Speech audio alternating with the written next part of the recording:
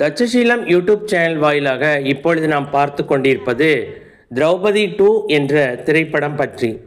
இந்த திரைப்படம் இந்தியாவில் வரலாற்றில் ஒரு முக்கிய மைல்கல் என்று தட்சசீலம் யூடியூப் சேனல் கருதுகிறது.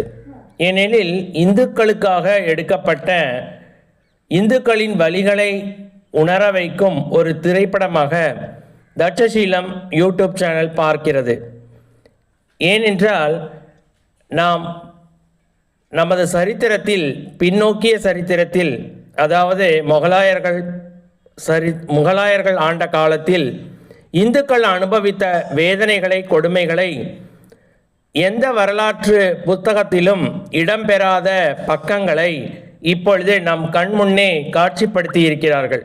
இதற்கே அவர்களை பாராட்டியாக வேண்டும்.